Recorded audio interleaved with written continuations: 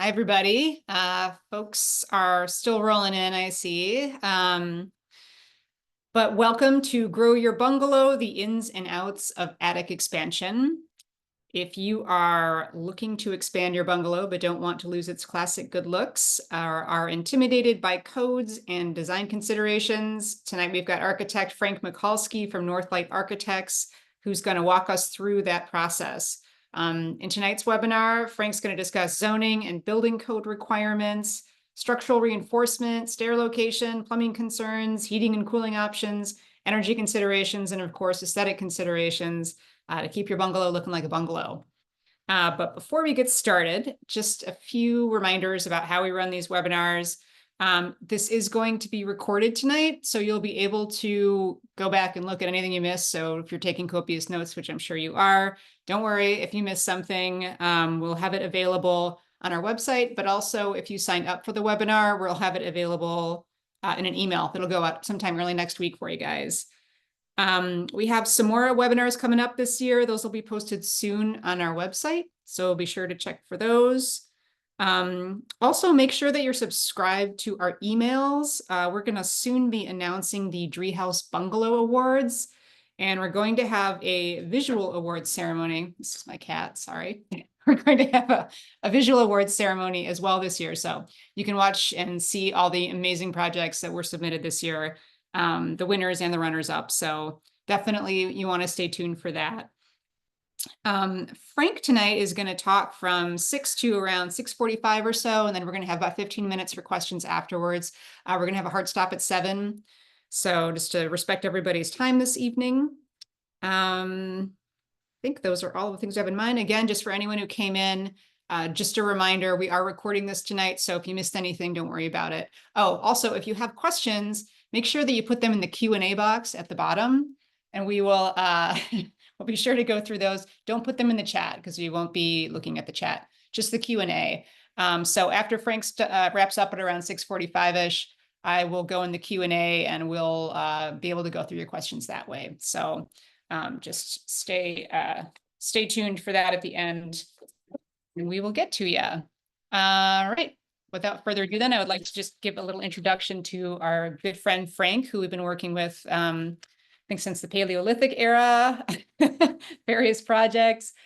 22 years ago, Frank founded Northlight Architects in order to work more closely and directly with clients who seek both a creative and steady partner in the architectural design process. Since then, Frank has collaborated with numerous homeowners who have needed a trusted guide and expert through the design process. The design build process, excuse me. A registered architect in the state of Illinois, he is a LEED accredited professional and the past chair of the Small Firm Exchange in the American Institute of Architects Chicago chapter. And he's been active with the Construction Specifications Institute, where he served as a board member from 2002 to 2006. Mr. Michalski received his master's degree from the University of Illinois at Urbana-Champaign, where he was the recipient of the Ryerson Traveling Fellowship. And Frank is one of the architects who created the design schemes in the Chicago Bungalow Association's Bungalow expansion project as well. Thank you, Frank. It's been always a pleasure to work with you on our panels and all kinds of things over the years. So without further ado, I take it from here. Oh, you're muted though. Okay, thank you, Carla, for the introduction. I will share my screen. So can everyone see this first slide, Grow Your Bungalow? Looks good to me. Okay. All right, so as Carla said in the introduction, we're going to be talking about either attic expansions or second floor additions, maybe a little bit in dealing with the rear porch. Let's see. I'm trying to move my slide. There we go. So Carla already kind of ran through these, so I'm not gonna read each one, but these are this is kind of an outline of the the issues that I'm going to talk about. If you're planning to expand space in your attic and build out space, these are um, some of the concerns out there, what the code will allow, what it looks like, if you have to reinforce your structure, etc. So we're going to run through each of these items. The first one, which really affects the bulk, the size and the envelope of your addition, are a few zoning requirements. Every property in the city of Chicago has a zoning district, commercial and business and residential. And a typical residential district in the city is RS3, but the further that you get away from the city center, from downtown, maybe Norwood Park or something,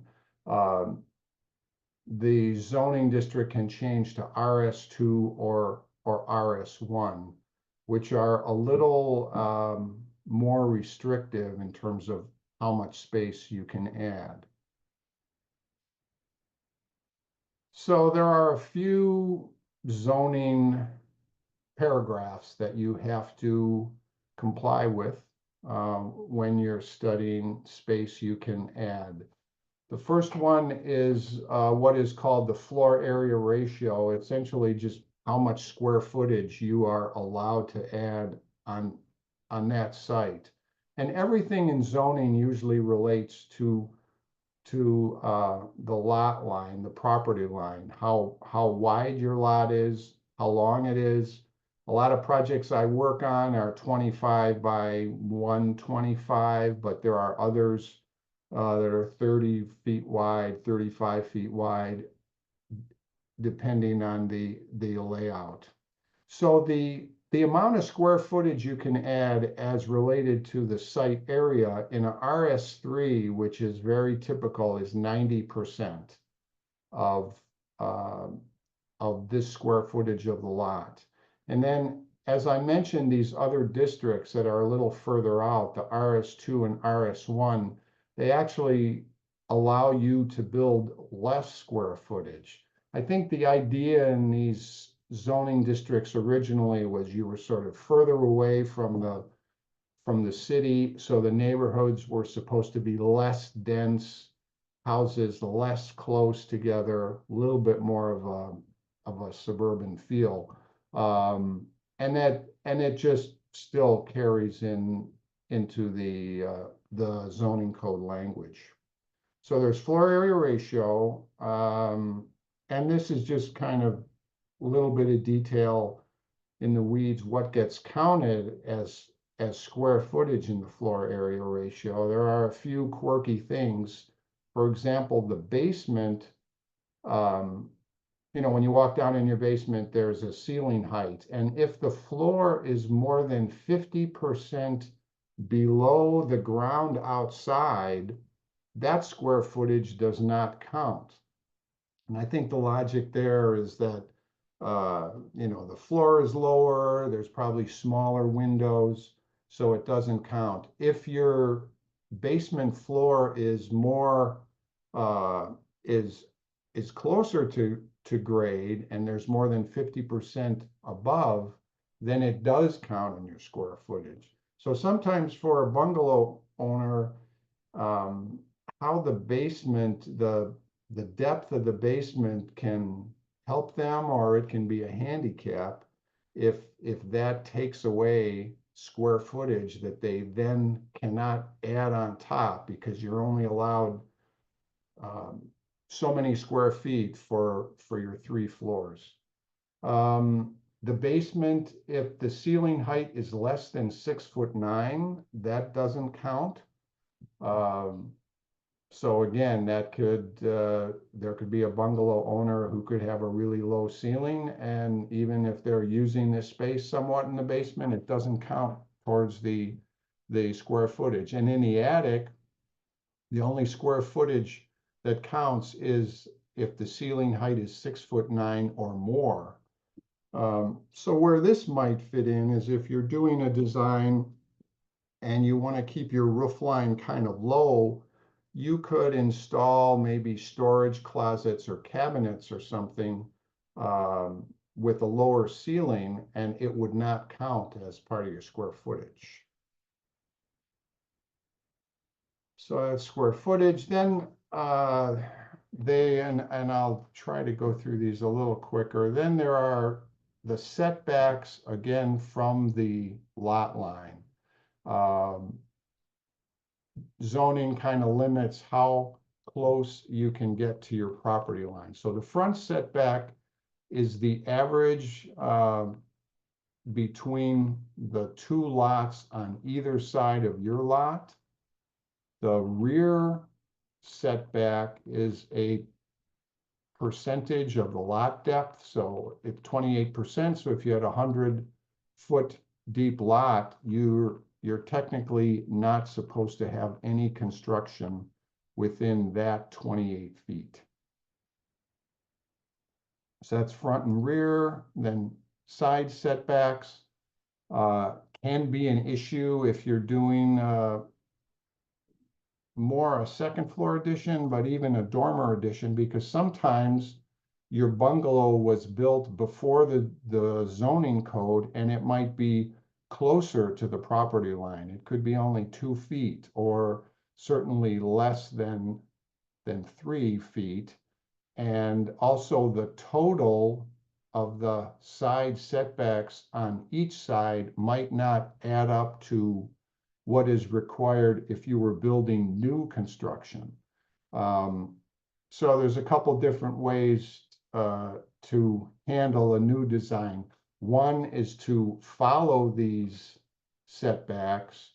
The other is to extend your walls on the second floor up from the first floor, but then you have to jump through some zoning hoops, administrative adjustment, to try to get it approved, because there is an option to extend a wall on the second floor directly above the first floor, but zoning makes you go through another process. So square footage, front, rear setbacks. The other one is building height, which I didn't do a slide for it because in all the zoning districts, it's 30 feet, which is usually not a problem to meet. So that's a zoning department. Then the building code also has some requirements in terms of setbacks and more what the construction is. The zoning code controls the volume and the envelope, and the building code is a little bit more about fire resistance. So if your walls are closer to the property line, closer to the lot line, they may have to have a higher rating, which means additional layers of wallboard, fire resistive wallboard, and little bit of added expense. And if you're further away from the lot line, you might not have to meet those requirements. Building code also has height and area, which is really general. Usually zoning requirements control, but you also have to check. The building code has a chart for a type of construction, a type of use, and there is a maximum area you can build. So you have to sort of check both in both places. This is really just a repeat of what I've been talking about, but this is, I talked about the side yard setbacks, and if your side yard setback was less than 3 feet, then your wall construction has to meet a 2-hour fire resistive construction. If you move that so that it's 3 feet away, then it's only 1 hour. And it's typically 1 hour construction, especially for a load-bearing wall. You would have to be 30 feet away from the property line, which means sometimes your front wall and your rear wall do not have to have the same fire requirements as your side walls. And all this stuff goes back to the fire. And it just gets carried over in each edition of the code. Another building code requirement that really came online in Chicago in 2019 has to do with the square footage of windows allowed in a wall based on the distance from the property line. And Chicago in 2019 more or less adopted the International Building Code, which was more strict about window openings. So now in Chicago, it's the same way. So if you're building an addition and the wall is less than 2 feet from the property line, so let's say your house for some reason was only 1.5 feet away from the property line and you extended your wall up, you're not allowed any openings at all. So it'd be great, for closets or storage. If you're between 2 feet and 3 feet from the property line with your addition, you're only allowed 5% of allowable openings, which is not very much. So it's not great for like having all of the bedrooms there, or if there would be a living space or something. But if you're more than 3 feet away from the property line, then you're allowed the 25%, which is a more reasonable amount of window opening. So this will work for living spaces. So that affects, window openings of your new work.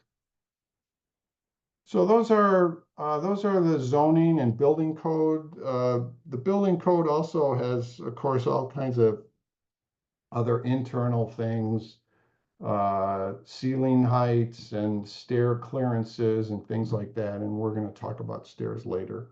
But that's kind of an overall view of what I think really affects how big your addition can be. Next, the next subject are the aesthetic concerns. This is very important, of course, to you and your group, but it's very important also to architects and the city. The Bungalow Association has a nice set of design guidelines that give recommendations to make sure that if you're building an addition, that it's compatible in the material and the style. They strongly encourage any additions to be 20 feet back from the front of the building. And we'll look at some examples of that. If there are dormers or additions, they recommend having the roof pitch the same, the height the same, the same or similar, so you're not going very tall. And things like matching the window openings, trim and eaves and details always help kind of tie in the original character of the building with any new addition that you do.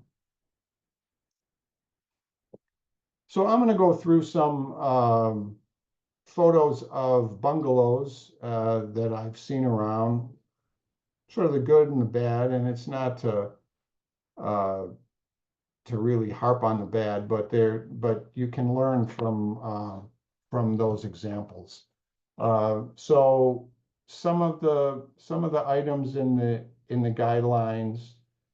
This one is the setback, the 20 feet setback. This bungalow on the left was a project I did a while ago where we really had the second floor addition, which was kind of a master suite. set it way back from the front of the bungalow so that the character of this whole front is still intact. Here's another example, a photo I took just while driving around, where the addition is set back. The materials are not exactly the same, but I think the fact if your addition is set back, it really keeps, the character of that lower front, which is a great thing about bungalows. These are some examples that I saw that are just too close. They didn't get the memo about the 20 feet. And I think the one on the left is really, one of the best / worst examples of an example of that addition being so far to the front. They still have all of these elements, but it is just so overshadowed, and crunched by that it that aesthetically it's a bit awkward.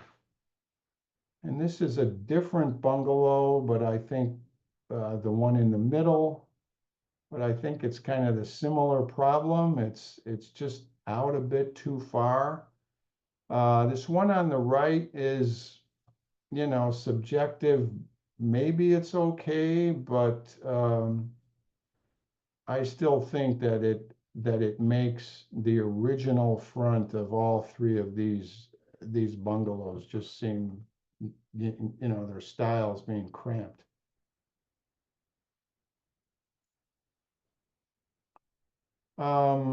Sometimes an addition can have a much lower profile, or there's a provision in the guidelines to make sure that the roof slope matches.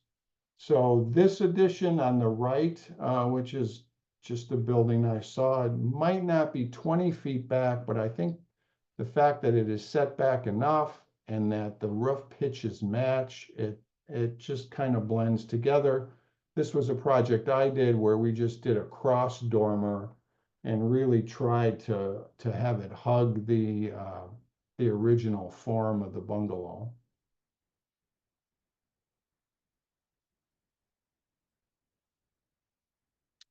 There was something about height in the guidelines, and I think these are examples of additions that are just too tall, that really look awkward. The one on the right, you see these with this sort of tan siding and the brown, slightly brown, and the color somewhat blends, but still it just is too tall. And this one on the left, where they've jumped to the red, trying to be a little expressive or something, it's like two different buildings.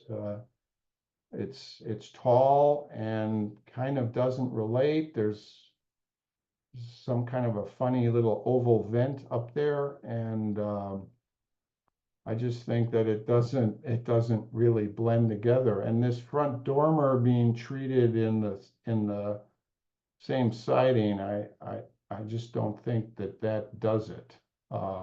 So these, I think, are just too tall, and they overpower the original bungalow. These are additions with similar roof forms, and this addition, which was another just a bungalow. I was driving around and I saw it. It's somewhat close to the front, but I think the fact that the slope is very similar, and the materials of the roof and the roof slope going back, it's all this stuff is kind of subjective. There's no, black or white, but I feel that this is more successful than many bungalow additions that I've seen because of the treatment of materials and roof slope. This project on the right was another one that I saw, and I believe they may have rebuilt the entire roof structure because a lot of times the slope of many bungalows is not that steep. It's more flat where there isn't as much headroom in the middle. But whether they rebuilt the roof or not, they have done the addition so that probably the main bedroom or whatever area is up there is in a dormer. Then there's another separate dormer, probably for a smaller space. They've kept this dormer in the front. And I feel that the whole building works well as a whole.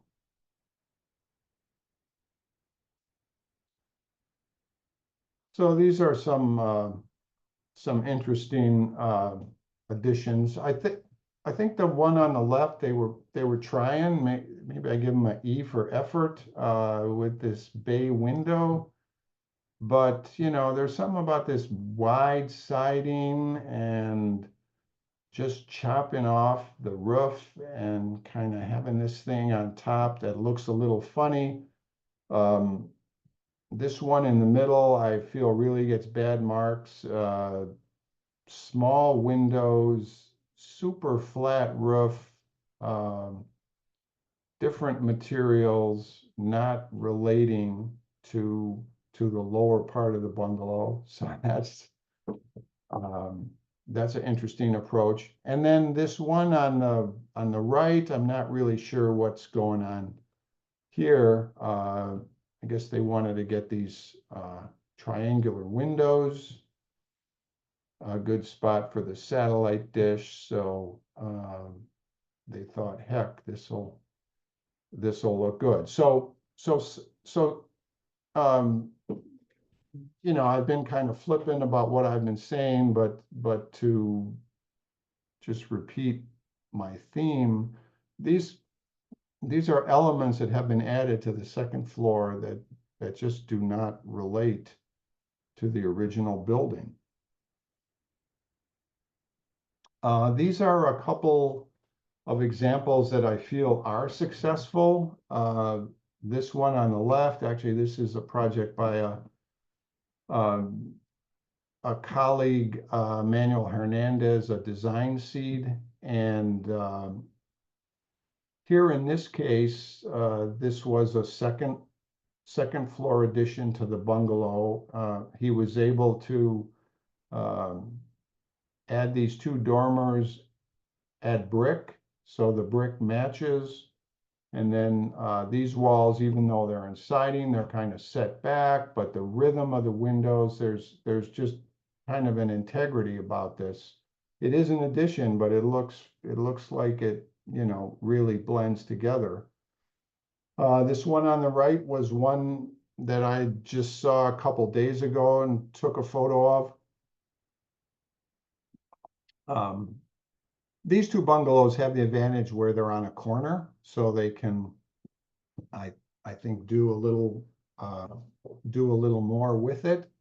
But again, this dormer addition to this bungalow, I feel it's really successful. They got these two gable dormers, you know, the middle section with the windows that relate to the window. I don't know if this is the dining room underneath. You know, the front dormer.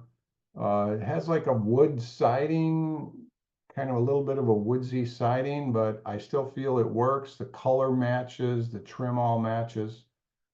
So, you know, these were architects who really tried to have that be cohesive.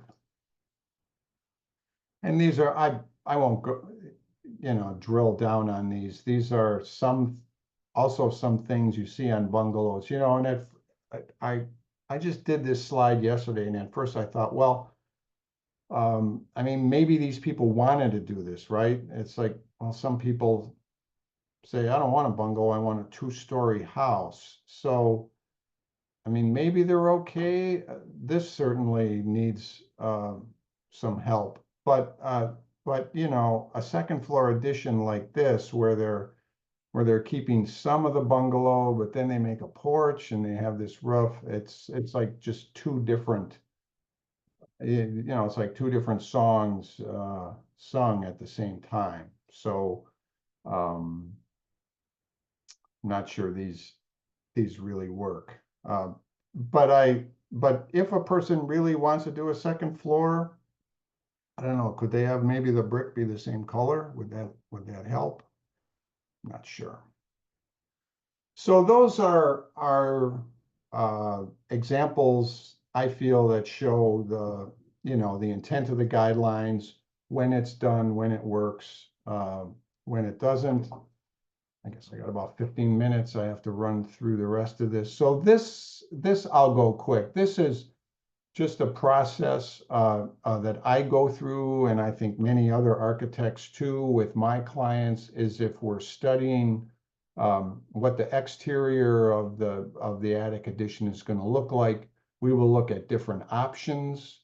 It affects cost a little bit, but definitely do three-dimensional studies. Here's another example of a bungalow where there's just a simple a simple hip roof addition.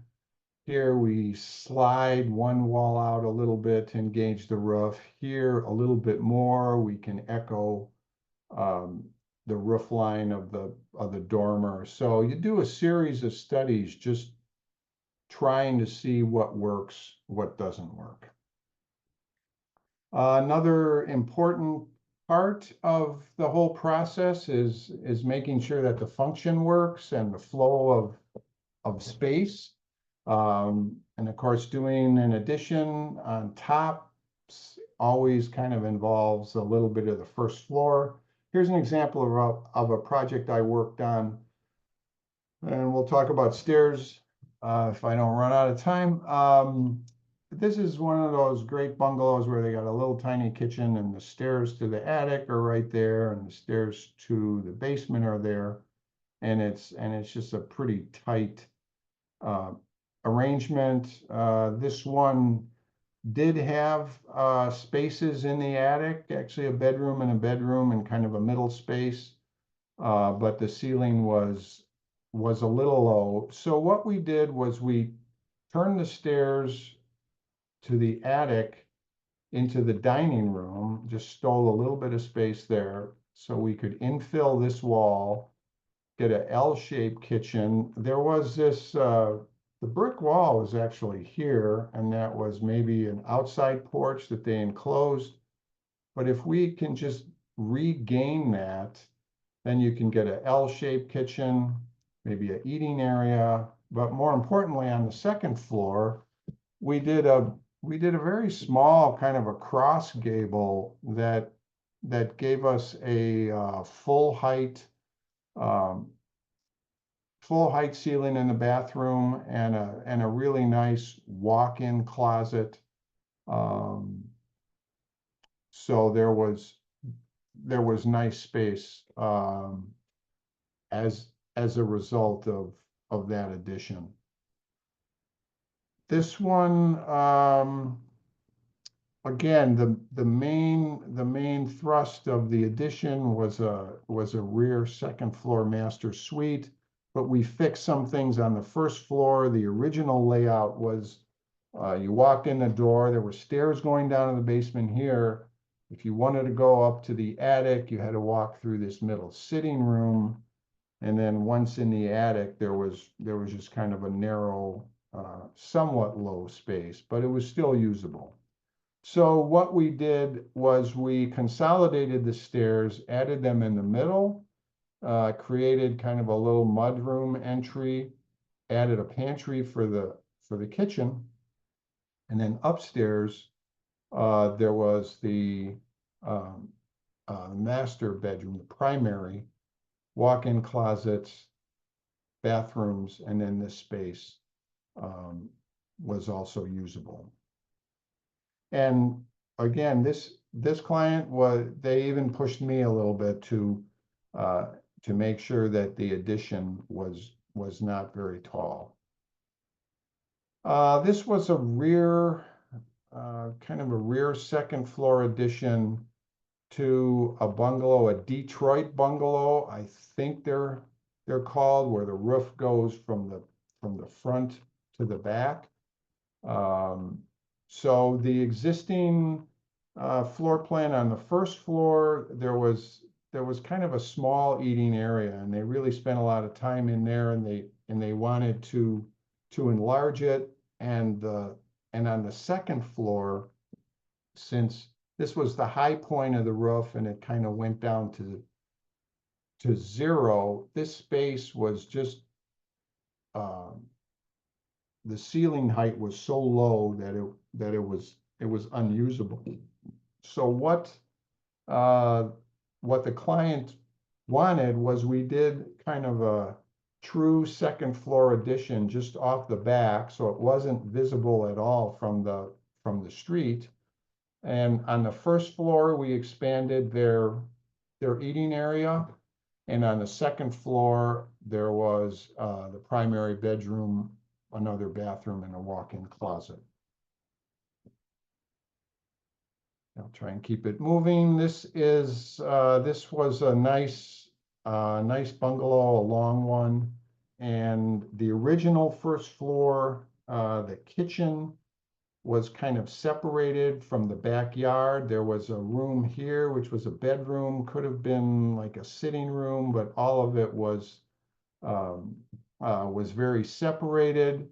The second floor had 3 bedrooms and a bathroom, and kind of a hallway down the middle. So what the client wanted, and it didn't involve a lot of change. I mean, we removed this load-bearing wall. You know, we had to install a beam here, but we opened the kitchen up, redid the kitchen, opened the kitchen up to the family room, and then to the glass doors out to the deck. And this was just right after construction, so I don't know, they may have already built that deck, but that's the photo I have. And then the second floor is essentially just about getting the primary bedroom larger. So we made it wider than it was, because this was just a tight room, and then added a shower and a toilet that were kind of tucked under the roof there, and then the lab there. So those are some examples of, things that really improve the functional layout of the entire house. Another factor to consider when you're going to add space on top of your bungalow are structural considerations. A typical bungalow, and this is imagine like a section through your bungalow, you kind of slice down the middle of it. And the ceiling joists are usually 2x6s.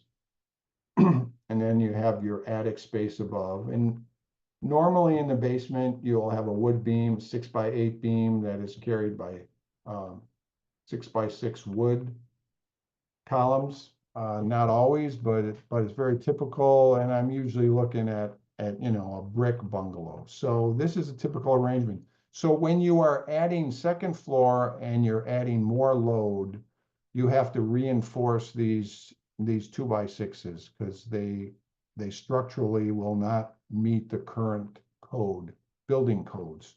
So there's a couple different ways to do it.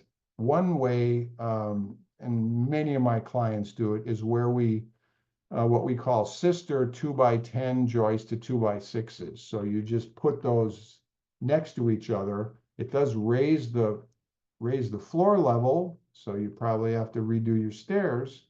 But this is structurally strong enough. And sometimes it affects this wood beam and wood posts in the basement. You're doing work up here, but sometimes that wood beam won't carry all of this additional second floor load anymore. So one option is to install steel beams and steel posts, and then you have to do a little bit of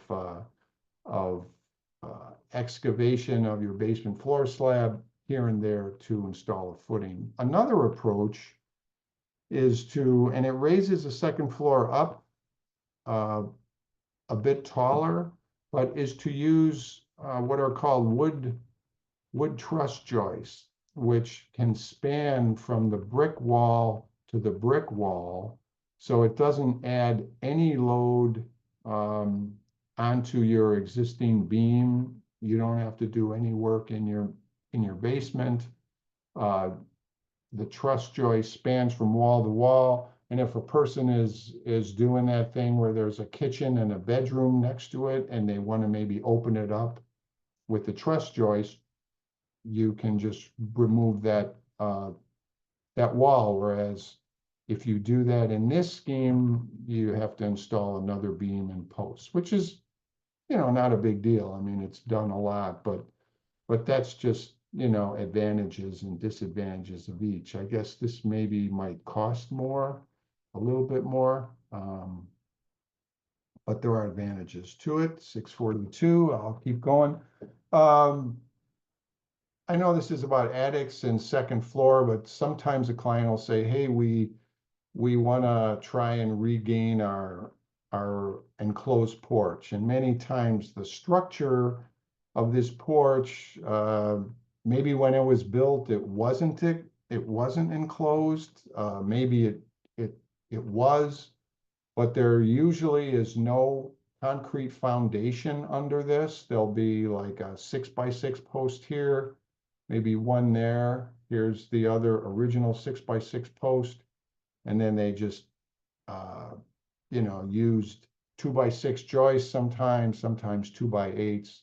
So sometimes if you really want to create a year-round 4-season room, sometimes your best option is just to remove all this and build a new, kind of a new addition. But it is something that is done. And I have worked with clients where we haven't exactly done that, but they've just kind of gotten like a 3-season room. This is just an example. This is that rear addition on the Detroit bungalow, the back, how it's framed, and the new addition with its concrete walls.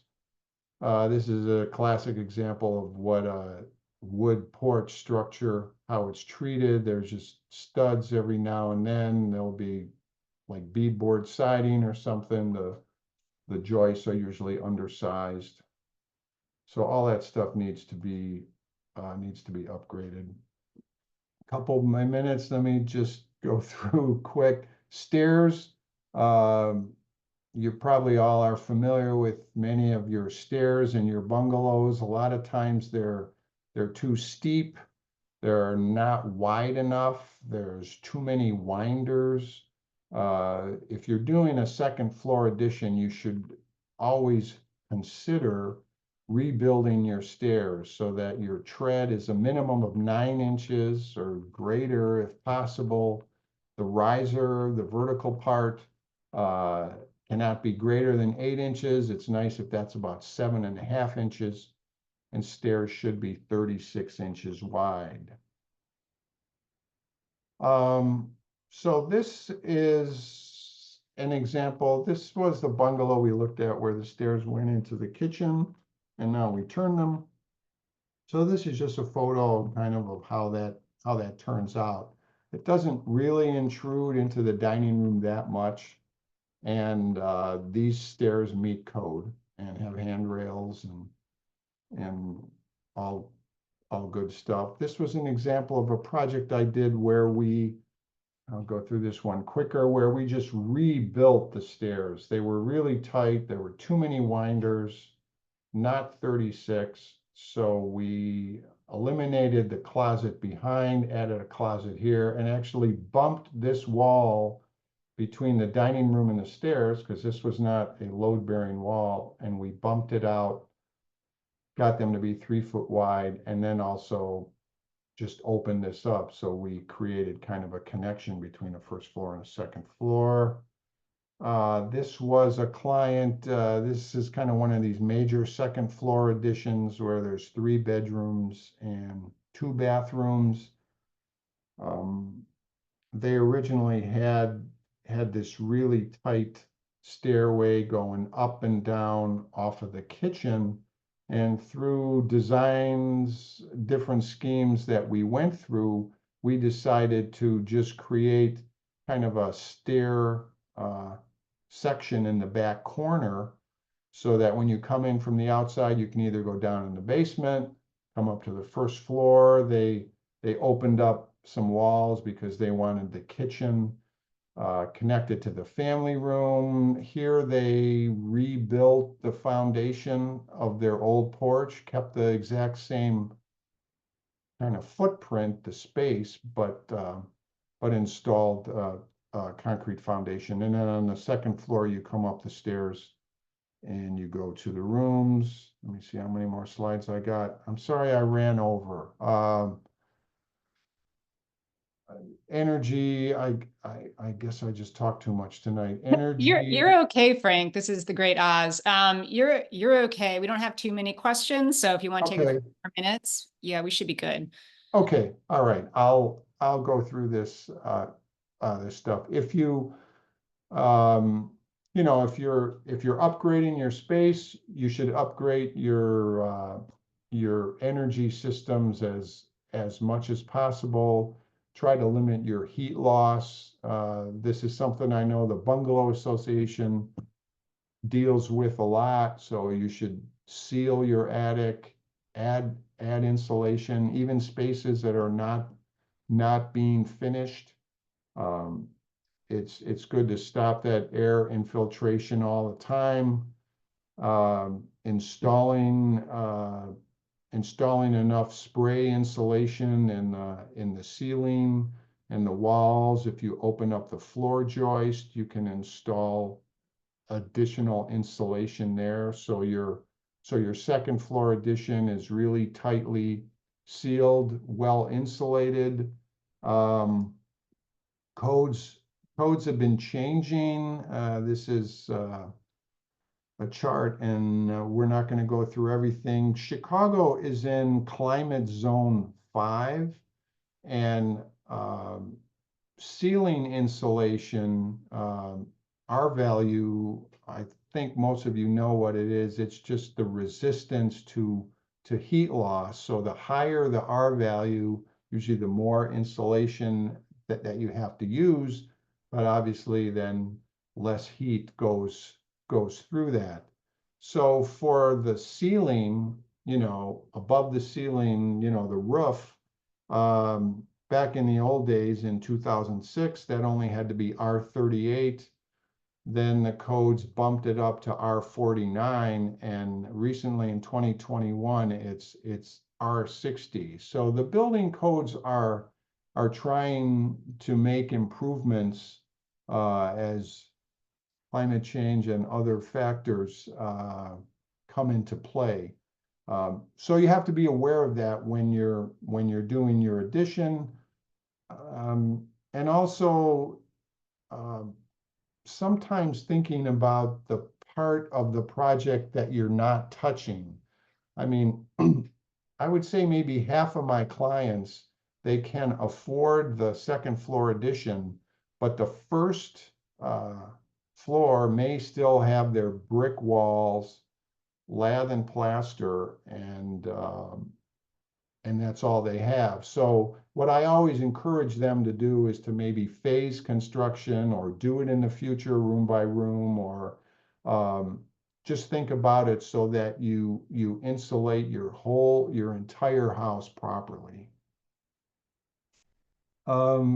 Installing, if you're doing an addition, it's a great opportunity to install high efficiency systems, maybe replace the boiler or the furnace that you have, maybe on-demand water. There are some advantages to that. You're not always just heating up water in this huge tank. You only heat it up when you need it.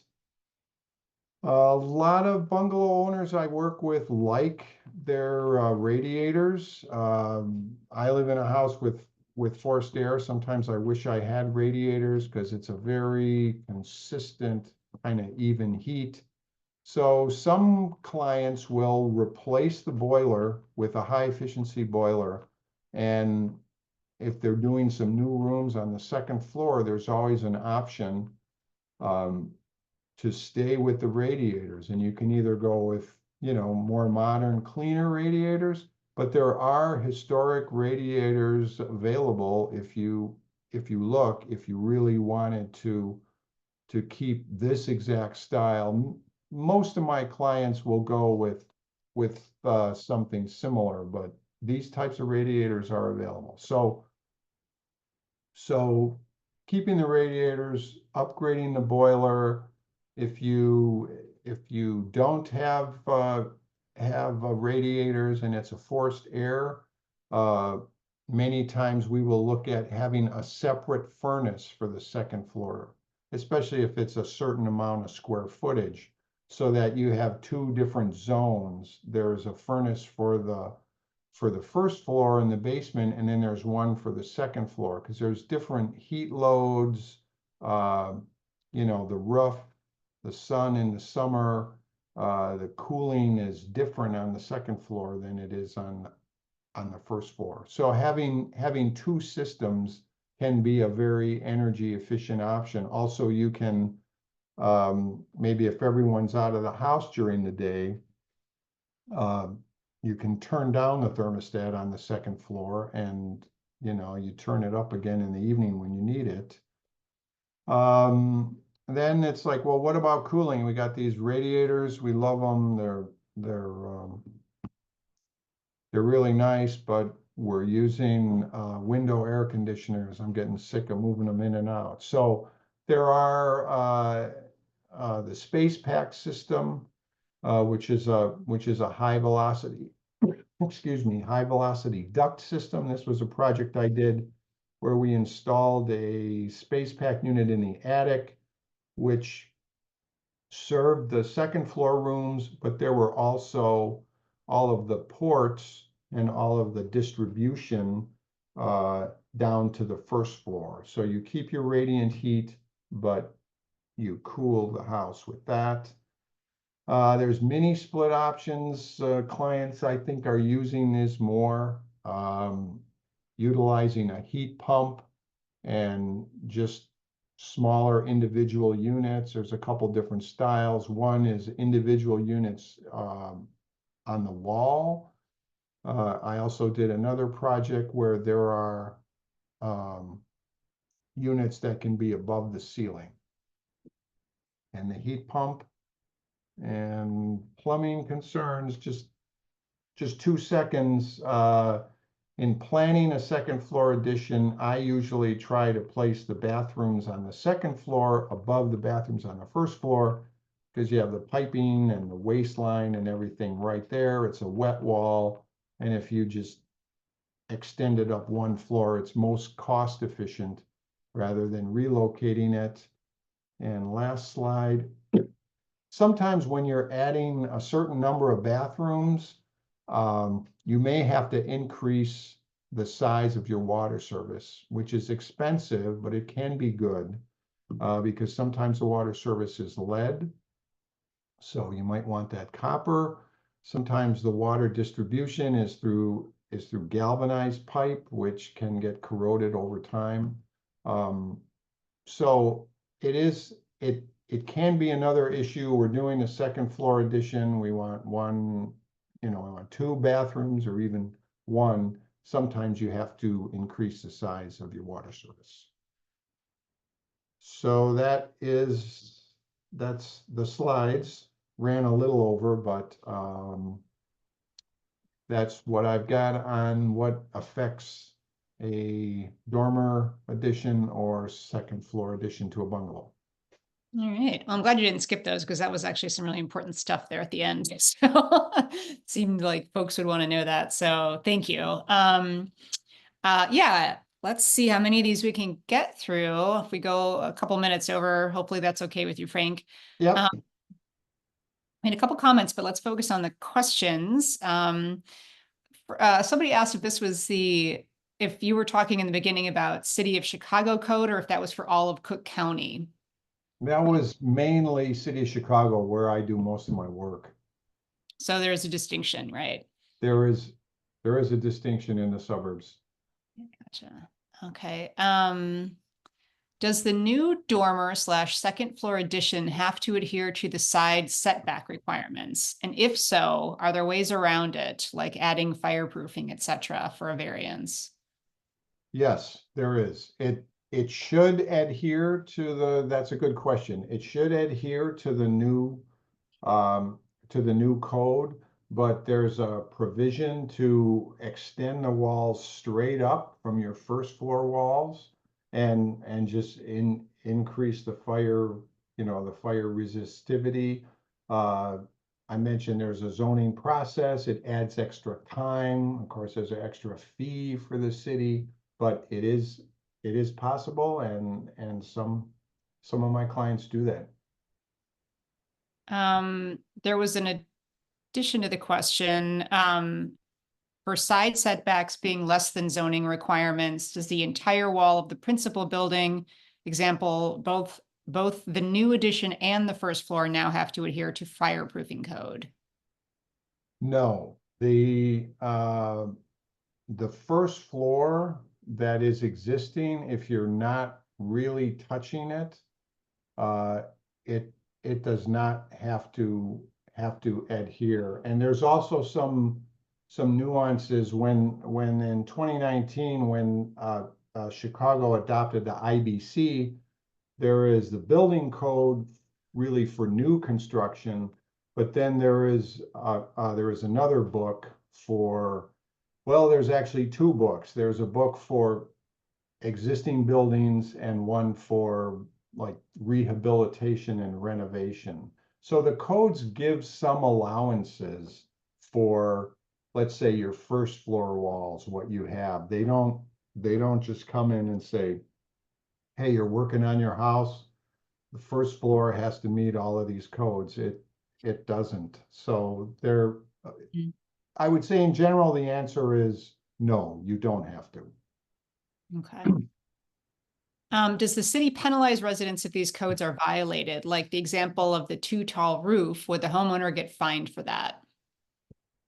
Well, if uh, unfortunately, if that falls under the zoning code height of 30 feet, um, it it meets the law. You have to think about the code almost like, well, that's the law. And if you meet that, there aren't any, um, you can't do anything about it. If it is too tall and it doesn't meet the zoning code, yes, a owner can be penalized. Now, whether the city is going to make them tear it down, I'm not a lawyer. I don't know, but I think that it can cause problems if it is built not to code. There can be issues.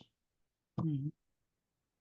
Yeah, that seems like that would be a not so great place to find yourself with a too tall roof violating code.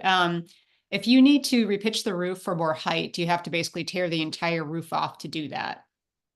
Pretty much, it's usually best to just remove it, because a lot of times what is existing is not is not up to snuff anyway, and there might be some of the members that are good and some that aren't, and some that are a little different. So it's usually better to just build new. Um, can you talk about how much project management the architect will do during construction? How much check-in does the architect typically do with the GC to make sure the project is staying on track? Well, that really varies, architect to architect, but typically what I like to do during construction is um, be heavily involved in the very initial phases, which are all of the structural elements and the foundation, and making sure that everything is you know is being built according to the drawing. So I would say that in the first, rough framing, all the way out to rough framing and first part of the project, the architect should be fairly involved in that process. Once, the roof is on and the siding is on and they're framing out the rooms, then it sometimes varies by clients. Some clients will want me to stay involved in that. Some of them, they've developed kind of a trust with the contractor. The walls are all framed correctly. Everything kind of meets code, and it's just finishing, the drywall and the finishes. So I would say it varies architect to architect, but we should always be involved kind of in the initial phases and really making sure that the contractor understands and will follow the general design and code intent of the drawings. I can guess your response to this. Is there a range in cost per square foot? Yes, there is. And you mentioned that we did that bungalow addition study. And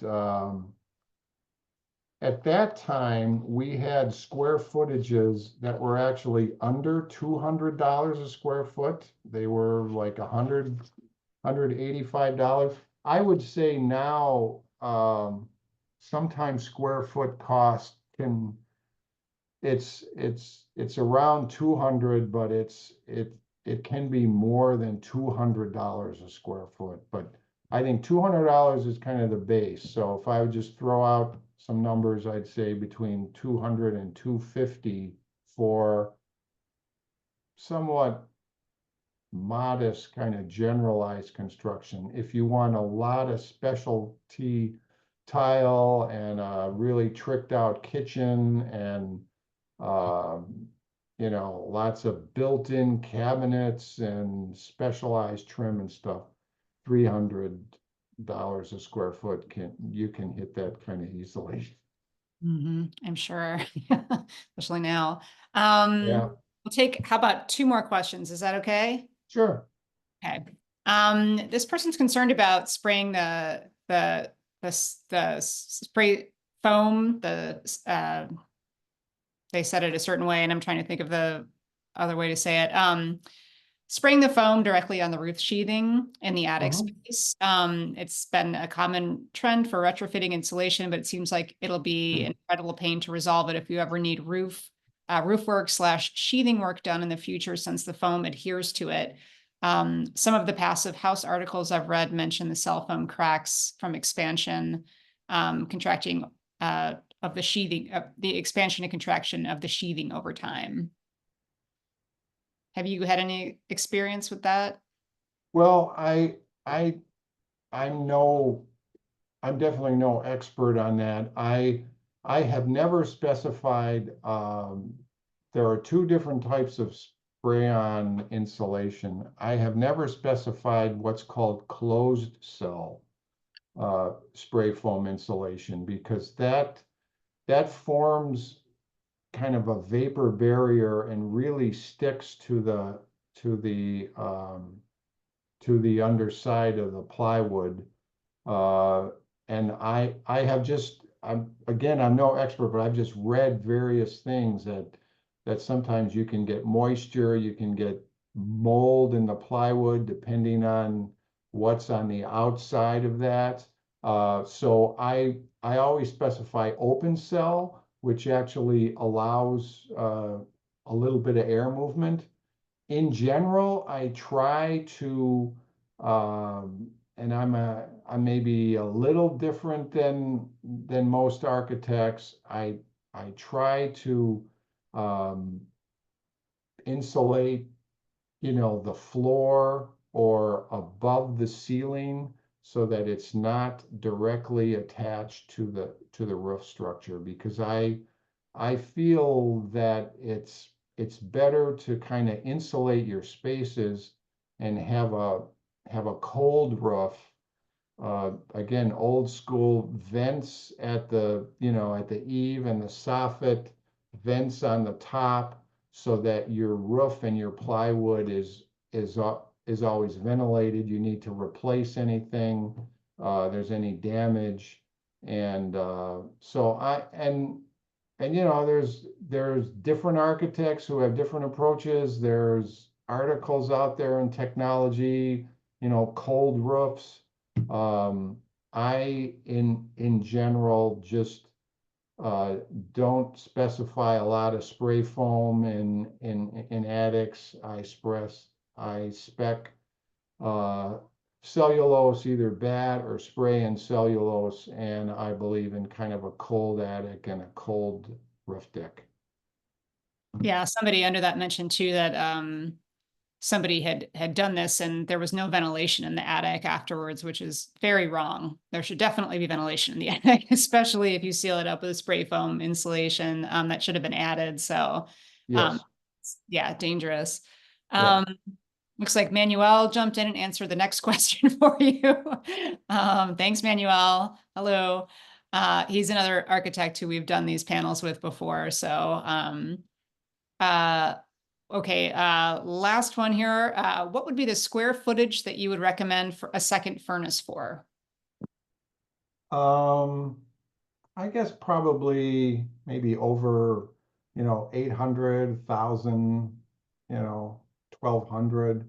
I mean, if you're only doing addition that's 300 or 400 square feet, I usually try to tap into the existing. And that's why some clients are going with mini splits, because they could even just add like one room and one mini split. And even though it adds, a separate condensing unit, heat pump unit on the outside, um, it makes sense. Whereas to add another furnace, I think it's got to be, like around 1,000 square feet or something. Then it makes sense to me. All right. Well, we will let you go since we're about 10 minutes over. But thank you so much, Frank. Really appreciate it. You're welcome. I had dropped in the comments the expanding your space link, but she can send that out with the email that goes out to y'all next week as well. So just look for that link there if you didn't catch it in the Q&A section during this Q&A time. So yeah. Thank you again, Frank. Always great to see you. Appreciate it. Welcome. All Okay. right. Take care. Have a good night, everybody. Alrighty, bye.